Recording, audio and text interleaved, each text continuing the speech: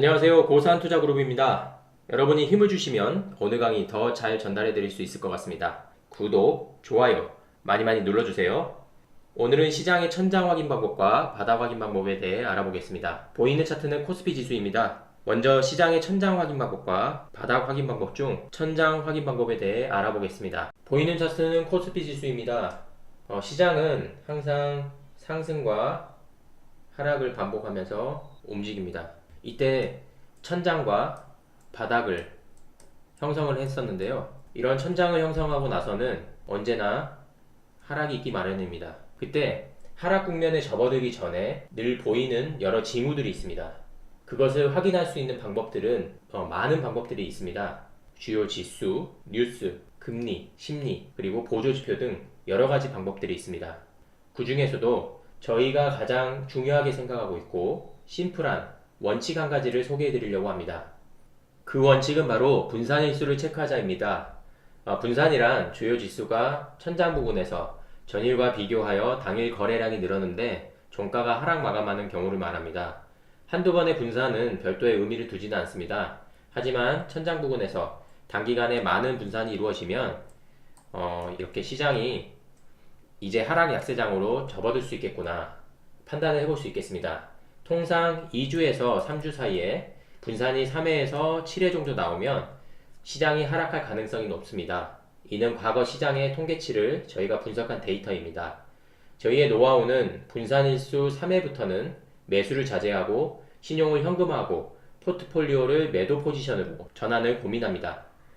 4차례, 5차례 정도 이상부터는 매도할 종목들을 추려내 매도를 통해서 그동안의 상승장에서 벌어두었던 수익을 실현합니다. 사례를 살펴볼게요. 07년, 08년 서브프라임 미국발 금융위기가 있었던 시절을 살펴보겠습니다. 이때 주가가 다음과 같이 대세 상승을 쭉 하고 세계의 천장을 이루고 나서 큰 폭으로 하락이 있었습니다. 이때 세계의 천장을 형성할 때마다 다음과 같이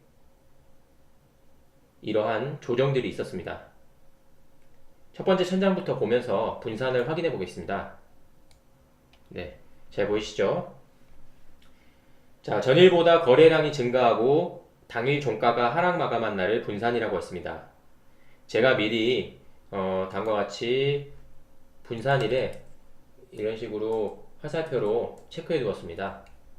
한번 분산을 살펴볼게요. 전일보다 거래량이 소폭 상승했습니다. 그리고 종가는 하락 마감했죠. 네, 분산입니다.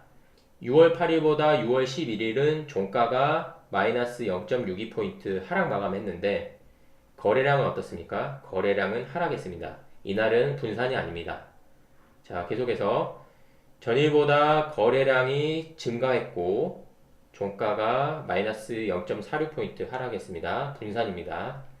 이날도 비교해 볼게요. 전일보다 거래량이 증가했는데 종가는 하락 마감했습니다. 분산입니다.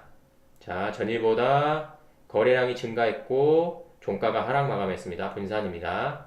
그리고 쭉 해서 이날 전일보다 거래량이 증가했고 종가는 하락 마감했습니다. 분산입니다. 전일보다 거래량이 증가하면서 종가 하락 마감 분산.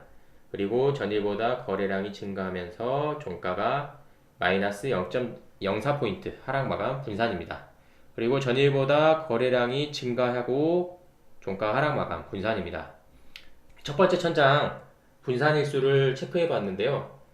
하나, 둘, 세 번째 분산이 확인되면 이때부터는 신용 매매 하시는 분들은 신용 물량을 줄여서 현금화를 하시는 게 좋겠고 포트폴리오를 매도 포지션으로 전환을 고민하셔야 합니다. 그리고 4차례, 5차례 이상이 진행이 되면 매도할 종목을 미리 선점해서 추려가지고 미리미리 매도를 해주셔서 그동안 상승장에서 벌어두었던 수익을 실현을 미리미리 하셔야겠습니다. 이때도 하나, 둘, 셋, 넷, 다섯, 여섯, 일곱, 여덟 8차례 분산일이 확인되고 나서 이러한 다음과 같은 큰 폭의 조정이 있었습니다. 네, 이때 하락폭이 어느 정도 되는지 한번 확인해 보겠습니다. 이때 하락폭이 고점 대비해서 저점이 약 한 19%, 20% 가까이 되죠. 네. 지수가 20% 가까이니까 엄청 무서운 수치입니다. 그래서 미리미리 분산일수를 체크해서 천정 부근에서 대비를 했다라고 하면 다음과 같은 20%의 지수가 빠질 동안 그동안 벌어두었던 강세장에서 벌어두었던 수익을 잘 보존하거나 혹은 원금에 대한 손실을 줄일 수 있었겠죠. 자, 이번에는 두 번째 천장을 한번 보겠습니다.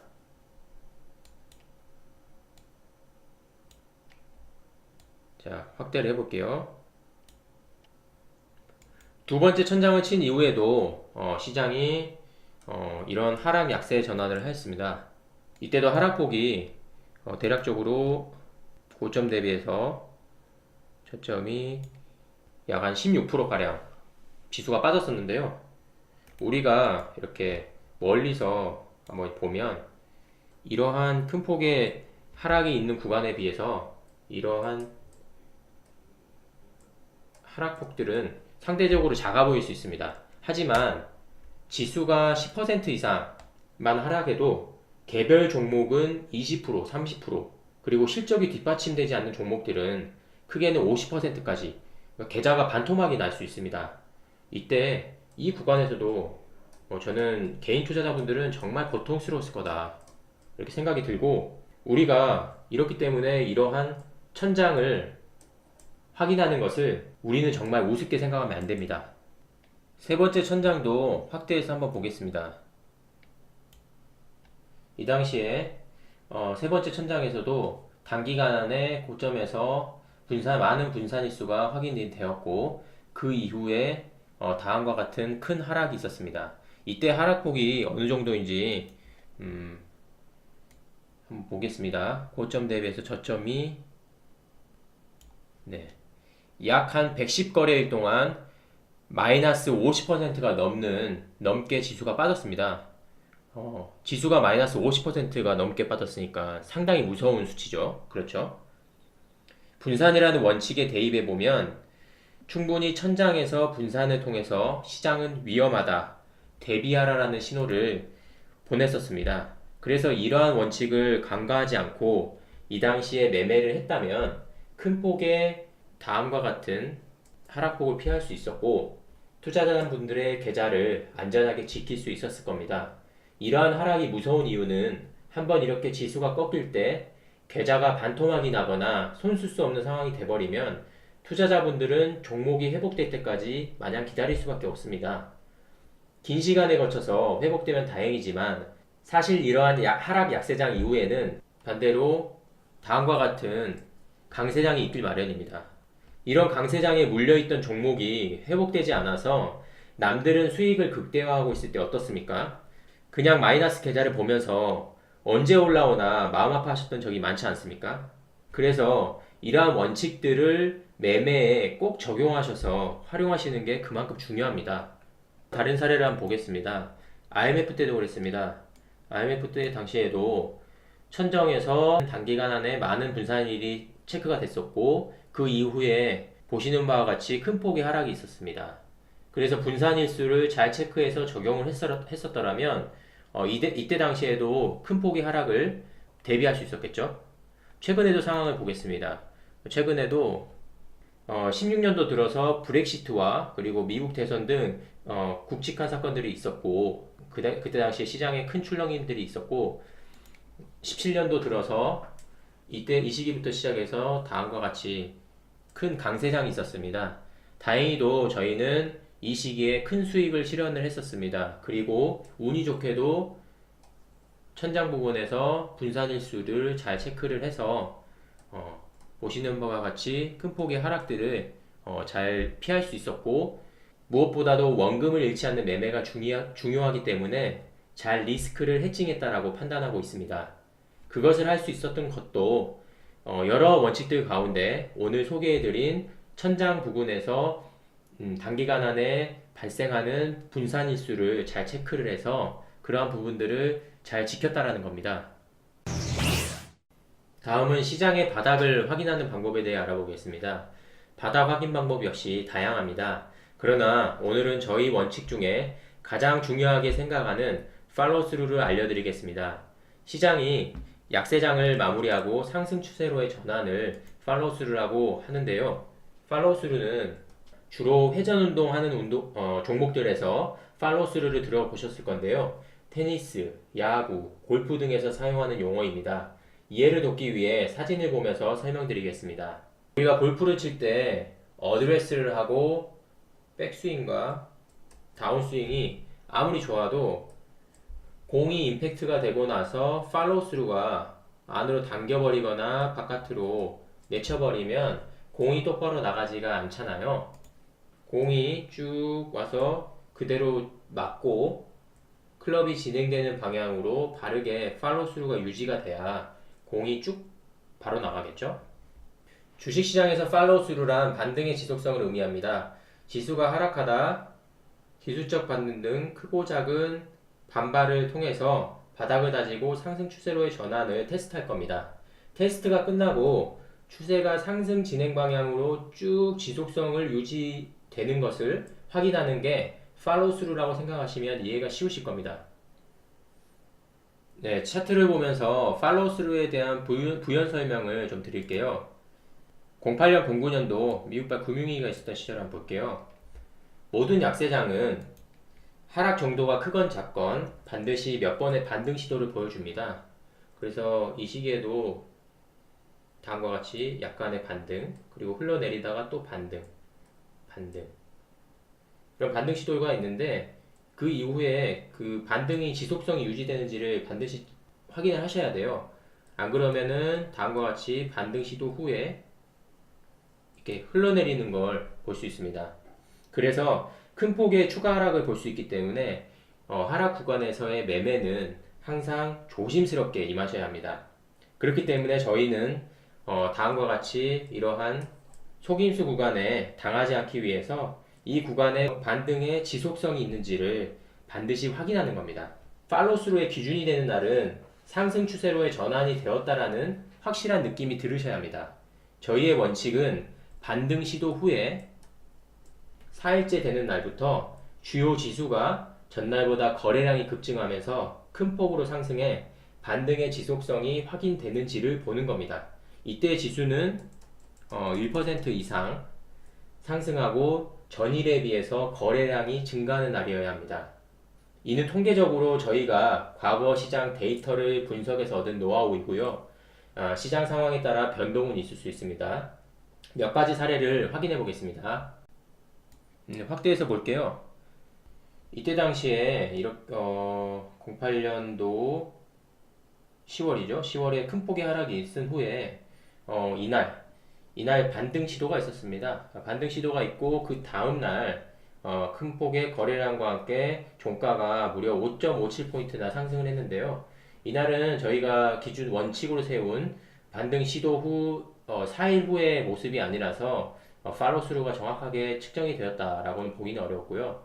또 이날 보겠습니다. 이날도 하락 후에 반등이 있었고 그리고 3거래일 후에 약간의 거래량 상승과 함께 종가가 4.72포인트나 크게 상승하면서 마감을 했습니다. 그래서 이날도 어떻게 보면은 의미 있는 반등의 지속성이 확인이 되었다 정도로 의미 있는 구간이었다라고 판단을 하고 있고 그 이후에 주가도 크고 작은 변동들은 있었지만 상승 추세로의 모습을 크게 보면 볼 수 있었습니다.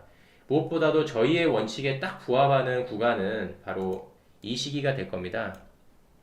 이렇게만 볼게요. 자, 이 시기에 쭉 하락폭이 있었고 반등이 있었습니다. 그렇죠? 그 이후에 하나, 둘, 셋, 넷, 4일 이후 5일째 되는 날 어떻습니까? 거래량이 큰 폭으로 증가하면서 이날 종가가 1.91포인트, 1% 이상 상승했습니다. 그래서 이날을 팔로우스루가 정확하게 확인이 되었고 반등의 지속성이 유지가 되었다를 확인해 볼 수 있는 날입니다. 아주 의미 있는 날이었고 이 이후에 주가가 쭉 상승 추세를 이어나갔었습니다. 그래서 팔로우스루를 다시 한번 정리를 해드리면 주가가 천장에서 다음과 같이 여러 단기간의 여러 분산일수를 보이고 그 이후에 주가가 이렇게 흘러내립니다. 그리고 상승 추세로의 전환 전에 기술적 반등 등 크고 작은 반발 등을 통해서 바닥을 충분히 다지고 테스트를 거친 후에 의미 있는 반등의 지속성이 유지되는 팔로우스루가 확인이 되면서 주가는 쭉 상승 추세로의 전환을 강세장을 이어나가는 모습을 보실 수 있습니다. 네, 최근 16년, 17년도 차트를 보면서 계속 설명을 좀 드릴게요. 16년도에 큰 사건들이 있었죠. 브렉시트를 통해서 시장이 당일날 큰 폭의 하락인 조정이 있었고, 그리고 미국 대선이 있었던 때에도 트럼프 당선으로 인해서 상당히 큰 출렁임이 있었습니다. 그리고 17년도에 들어서면서 저희가 의미 있는 반등의 지속성이 확인된 그런 시점이 있었는데요. 바로 이 시기에 반등 시도가 있었고 장대 양봉이 출현하면서 좀 확대를 해볼게요. 네, 16년 12월 6일 날 반등 시도가 있었고 그 이후에 거래량이 소폭이긴 하지만 종가가 1.97포인트나 상승하면서 상당히 차트 모양도 정배열로 예쁘게 만들고 그래서 반등의 지속성이 저희가 세운 원칙인 팔로스루에 완벽하게 부합되는 모습은 아니지만 그래도 반등의 지속성이 확인됐다. 그런 의미 있는 날이라고 저희는 판단을 했었고 그 이후에 이 시점부터 해서 시장이 상당히 큰 강세장이 왔었다. 즉 상승 추세로의 전환이 지속해서 유지되었다는 것을 볼 수 있습니다. 지금까지 시장의 천장 확인 방법과 바닥 확인 방법에 대해 알아보았습니다. 천장에서의 하락 징후를 포착하지 못하면 계좌가 깨지는 것은 순식간입니다. 이것이 더 무서운 것은 개인의 투자 심리가 위축되어서 매매할 용기를 잃어버리게 되는 것입니다. 그리고 더 지켜보기 괴로운 것은 큰 손실로 인해 물려 있어가지고 강세장에서 남들이 큰 수익을 벌고 있을 때 그것을 그냥 지켜만 봐야 하는 것입니다. 오늘 제가 안내드린 여러 원칙들 중에 한 가지씩이지만 이런 원칙 없이 매매하는 것은 큰 손실로 이어질 수 있다는 것입니다. 시장의 천장과 바닥을 확인하기는 쉽지 않습니다. 그러나 상승과 하락 징후들은 언제나 있었습니다.